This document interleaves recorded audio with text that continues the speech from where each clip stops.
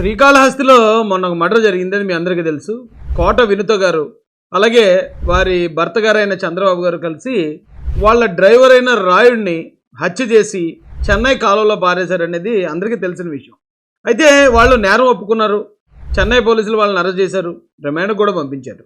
వాళ్ళిద్దరితో పాటు మరో ముగ్గురు కూడా దీనిలో ప్రమేయం ఉందని చెన్నై పోలీసులు గుర్తించి మొత్తం 5గురిని అరెస్ట్ చేశారు. ఈ తప్పు చేసిన కారణంగా కోట వినుత గారిని జనసేన పార్టీ ఇన్ఛార్జ్ పదవి నుంచి బహిష్కరించడం కూడా జరిగింది. ఒకటి, పార్టీ పరంగా వాళ్ళకి శిక్ష పడింది.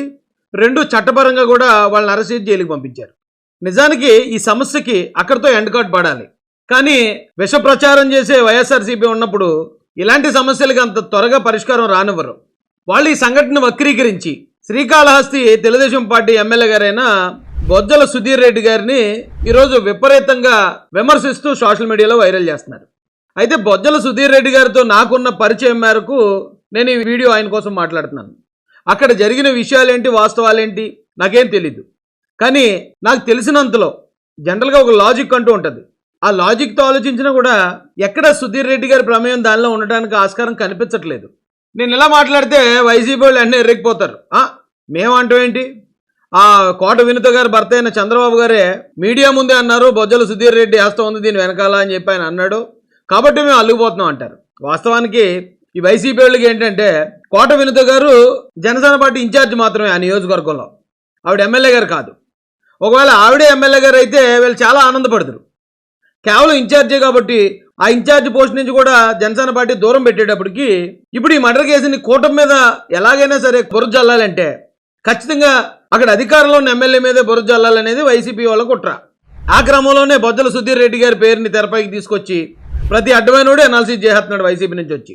అయితే వీళ్ళు 2 వెర్షన్లు చెప్తున్నారండి. ఒకటి ఏంటంటే ఎవరైతే డ్రైవర్ రాయుడు ఉన్నాడో రాయుడు అనే వ్యక్తిని బొజ్జల సుధీర్ రెడ్డి గారు కొనేసి ఆ రాయుడుతో వినుత గారి పర్సనల్ వీడియోలు తీయించారు అనేది ఒక వెర్షన్ చెప్పుకొస్తున్నారు వైసీపీ వాళ్ళు. రెండో వెర్షన్ అయితే మరి దారుణంగా ఉంది. సాక్షి మీడియా వెర్షన్ అది. సాక్షి మీడియాని వైఎస్ భారతిరెడ్డి గారిని ఒక మహిళ ఆధ్వర్యంలో నడుస్తున్న మీడియా నోటికి ఏదొస్తే అది అవుతుంది. కోట వినుత గారికి అలాగే రాయుడు అనే వాళ్ళకి ఏదో సంబంధం ఉన్నట్టు వాళ్ళిద్దరు పర్సనల్ వీడియోలు బయట పెడతానని రాయుడు బెదిరించాడని చెన్నై పోలీసులు చెప్పారని సాక్షి వాళ్ళు చెప్తున్నారు. నిజానికి చెన్నై పోలీసులు అలా ఎక్కడ చెప్పినట్టు నాకైతే కనపడలేదు. అయితే ఈ సాక్షి మీడియా చెప్పే దరిద్రమైన వెర్షన్ పక్కన పెడితే ఒకవేళ ఆ మొదటి చెప్పే వెర్షనే కరెక్ట్ అనుకుందాం. బొజ్జల శ్రీధర్ రెడ్డి గారు ఈ రాయుడిని ఉపయోగించి కోట వినుత గారు పర్సనల్ వీడియోలు తెప్పించడానికి ప్రయత్నం చేశాడు అనుకుందాం. కాసేపు అదే నిజం అనుకుందాం. వైసీపీ వాళ్ళు చెప్పేదే నిజం అనుకుందాం. ఆవిడ పర్సనల్ వీడియోలు ఇప్పుడు ఎందుకు ఈయనకి? ఆల్రెడీ 2024 ఎలక్షన్లో శ్రీకాళహస్తి నియోజకవర్గం సీటు తెలుగుదేశం పార్టీ కేటాయించారు. పొత్తులో భాగంగా తెలుగుదేశం పార్టీ బొజ్జల శ్రీధర్ రెడ్డి గారిని, ఆయన అంతకుముందు వైఎస్ఆర్సీపీ మీద చాలా ధైర్యంగా పోరాడిన వ్యక్తి, ఆయన పోరాటానికి మెచ్చిన చంద్రబాబు నాయుడు గారు, ఆయన యువకుడు కాబట్టి ఆయనకి అక్కడ ఎమ్మెల్యేగా సీటు కూడా ఇచ్చారు. శ్రీధర్ రెడ్డి గారు పోటీ చేశారు, భారీ మెజార్టీతో నెగ్గాడు. ఇప్పుడు ఆయన ఒకవేళ ఏమైనా టార్గెట్ చేయాలంటే వైసీపీ ఇన్ఛార్జిని టార్గెట్ చేస్తాడు కానీ కూటమిలోనూ ఉన్న మిత్రపక్షానికి సంబంధించిన ఇన్ఛార్జిని ఇప్పుడు టార్గెట్ చేయడం వల్ల బొజ్జల సుధీర్ రెడ్డి గారికి ఏం ఉపయోగం? ఆవిడ పర్సనల్ వీడియోలు తెప్పించుకోవడం ద్వారా ఆవిడ్ని బదనాం చేయాల్సిన అవసరం ఇప్పుడేంటి సుధీర్ రెడ్డి గారికి? ఒకవేళ 2029 ఎలక్షన్ వచ్చేసింది, ఆ సీటు జనసేనకి వెళ్ళిపోతుంది అనే పరిస్థితిలో ఉంటే ఓహో జనసేనకి వెళ్ళిపోయేలాగా ఉంది, మనం ఏదైనా చేసామని ఆయన ఏదైనా చేశాడని ఆరోపించారంటే ఎంతో కొంత దాన్ని అర్థం చేసుకోవచ్చు. లేదు, కోట వినుత గారే ఇప్పుడు అక్కడ సిట్టింగ్ ఎమ్మెల్యేగా ఉన్నారు, బొజ్జల సుధీర్ రెడ్డి గారు అక్కడ కేవలం టీడీపీ ఇన్ఛార్జిగా మాత్రం కొనసాగుతున్నారు కాబట్టి ఆవిడ మీద ఏదో అలా దుష్ప్రచారం చేసేస్తే ఆవిడ పార్టీని నేను సస్పెండ్ చేయించేస్తే ఆ నియోజకవర్గ అధికారాలన్నీ సుధీర్ రెడ్డి గారి చేతిలోకి వస్తాయని ఆశపడి ఇదంతా చేశాడన్నా కూడా ఎంతో కొంత నమ్మచ్చు. అరే, శ్రీకాళహస్తి నియోజకవర్గానికి సంబంధించి సుధీర్ రెడ్డి గారు సిట్టింగ్ ఎమ్మెల్యే, అధికార పార్టీ ఎమ్మెల్యే, ఆయన చేతిలో అన్ని అధికారాలు ఉన్నాయి. ఈ సమయంలో మిత్రపక్షానికి సంబంధించిన ఇన్ఛార్జిని టార్గెట్ చేయాల్సిన అవసరం సుధీర్ రెడ్డి గారికి ఏమొస్తుంది అనేది నా లాజిక్ పాయింట్. అయితే మీరు అడగొచ్చు, మరి ఆ కోట వినుత గారు భర్త గారు చెప్పారు కదా అని. ఇప్పుడు వాళ్ళు ఒక పొరపాటు చేశారు, ఒక నేరం చేశారు. నేరం చేసిన వ్యక్తులు ఎందుకు చేశారు నేరం అంటే దానికి ఏదో ఒక కారణం చెప్పుకుని వాళ్ళని వాళ్ళు సమర్థించుకోవాలి కాబట్టి సరే ఏదో ఒకటి అని ఉంటారు. వాళ్ళు ఆల్రెడీ నేరం చేసిన వ్యక్తులు, వాళ్ళ మాటకు అంత క్రెడిబిలిటీ ఏముంటుంది? సరే ఓకే, వాళ్ళు అన్నమాట కరెక్ట్ అయితే నిజంగానే బొజ్జల సుధీర్ రెడ్డి గారు రాయుడు అనే డ్రైవర్ను ఉపయోగించి వినుత గారి పర్సనల్ వీడియోలు తీయించుంటే ఆ మాట రాయుడు కనుక వీళ్ళకి చెప్పుంటే ఎవరికి? కోట వినుత గారికి వాళ్ళ భర్త గారికి చెప్పుంటే కనుక వాళ్ళు వెంటనే చేయాల్సిన పని ఏంటి? వాళ్ళు ఏం చేసి ఉండేవారు? అదే నిజమైతే వెంటనే ఆ రాయుడు మాట్లాడిన మాట ఆ వీడియో క్లిప్ తీసుకుని, ఇదిగోండి బొజ్జల సుధీర్ రెడ్డి గారు ఎమ్మెల్యే గారు ఇలా ఒక మహిళ పట్ల ఇలా బిహేవ్ చేశాడని చెప్పి పవన్ కళ్యాణ్ గారికి ఇస్తే ఏంటి పరిస్థితి? చంద్రబాబు నాయుడు గారు లోకేష్ గారి దగ్గరికి వెళ్ళి ఉంటే ఏంటి పరిస్థితి? సుధీర్ రెడ్డి గారిని సస్పెండే చేసేస్తారు కదా డైరెక్ట్గా. ఏమో చెప్పలేం, బర్తరఫ్ కూడా చేసేస్తారు. అంత అవకాశం వినుత గారికి వాళ్ళ భర్త చేతిలో ఉన్నప్పుడు వాళ్ళు దాన్ని యూటిలైజ్ చేసుకోకుండా రాయుడిని ఎందుకు చంపుతారు? రాయుడిని చంపాల్సిన అవసరం ఎందుకు వస్తుంది? సుధీర్ రెడ్డి గారు అయితే వినుత గారికి, లేకపోతే వినుత గారి భర్తకి సుపారీ ఇచ్చి అయితే రాయుడిని చంపించి ఉండరు కదా. చంపింది అయితే వీళ్లే కదా. ఆ పొరపాటు అయితే వీళ్ళ చేతులారా వీళ్ళు చేసుకున్నదే కదా. దానిలో ఎమ్మెల్యే గారికి ఏం సంబంధం ఉంటుందండి? పైగా ఈ రాయుడు అనే వ్యక్తి వేళ రేపు జాయిన్ అయినా వాళ్ళ దగ్గర 7 సంవత్సరాల నుంచి ఉంటున్నాడట.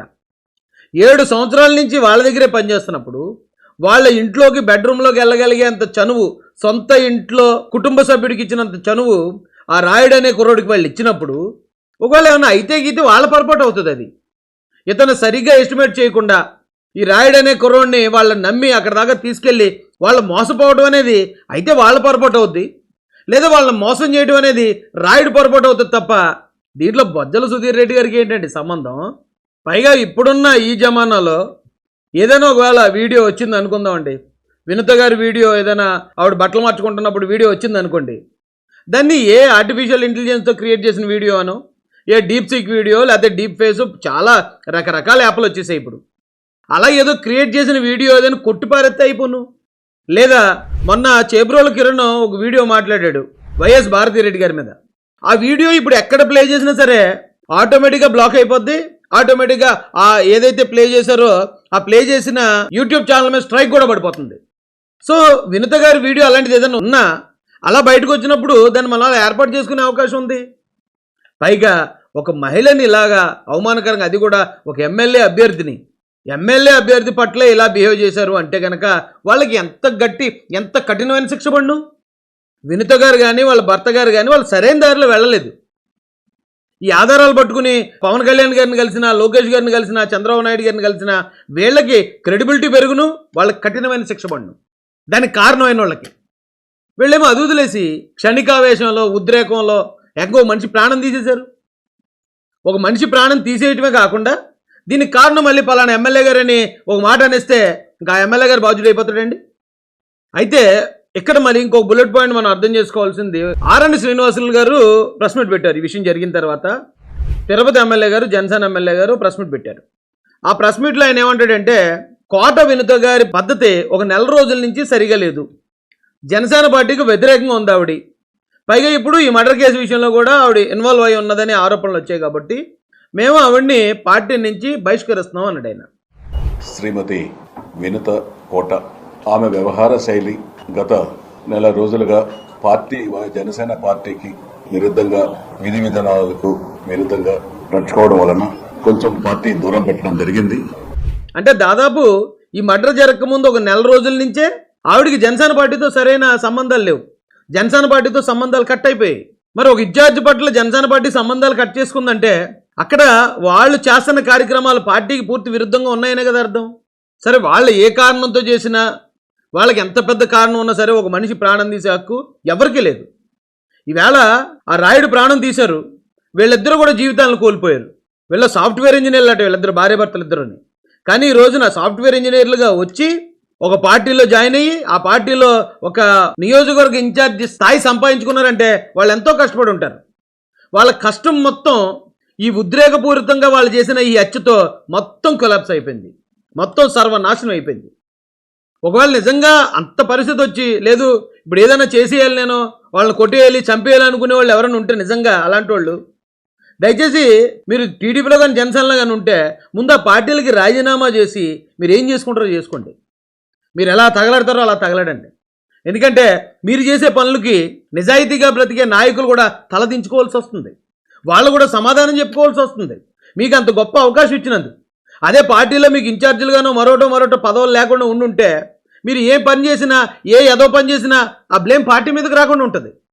మిమ్మల్ని నమ్మి పార్టీలు గుర్తించి మీకు ఇంత మంచి స్థాయి ఇస్తున్నప్పుడు మీరు పార్టీలకు ఇచ్చే రిటర్న్ గిఫ్ట్ ఇదేనా?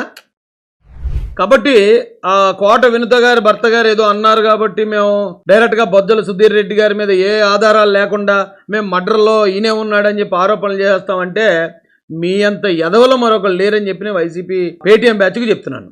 ఎందుకంటే గతంలో వివేకానంద రెడ్డి గారు వచ్చేప్పుడు కూడా ఇలాగే చేశారు, కోడికత్తప్పుడు కూడా ఇలాగే చేశారు, ఇప్పుడు కూడా ఇదే చేస్తున్నారు. మిమ్మల్ని ప్రజలు ఎవరో నమ్మే పరిస్థితి అయితే లేదు.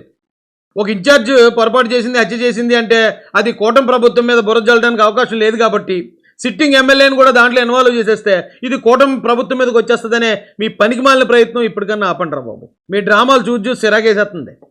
మళ్ళీ ఇంకొకసారి చెప్తున్నాను, నిజంగా బొజ్జల సుధీర్ రెడ్డి గారికి సంబంధించి ఆయన విషయంలో వాళ్ళ దగ్గర ఏమైనా ఆధారాలు ఉంటే వెళ్ళి పవన్ కళ్యాణ్ గారికి, చంద్రబాబు గారికి, లోకేష్ గారికి కంప్లైంట్ ఇచ్చి ఉండేవారు. అంతేగాని రాయుడు ప్రాణం తీసి ఉండేవారు కాదు. రాయుడు ప్రాణం తీయడానికి కారణం మరొకటి ఇంక ఏ కారణాలు ఉన్నాయో అది వాళ్ళు బయటకు వచ్చి చెప్తేనో లేదా పోలీసులు ఎంక్వైరీలోనే తెలియాలి తప్ప ఊహాగానాలతో మాత్రం ఏది నిజం అవ్వదు. ఇది నా ఒపీనియన్ అండి. ఎందుకంటే బొజ్జల సుధీర్ రెడ్డి గారితో నాకున్న పరిచయాన్ని బట్టి ఆయన వ్యక్తిత్వం నాకు తెలుసు కాబట్టి నేను ఈ మాటలు మాట్లాడాను.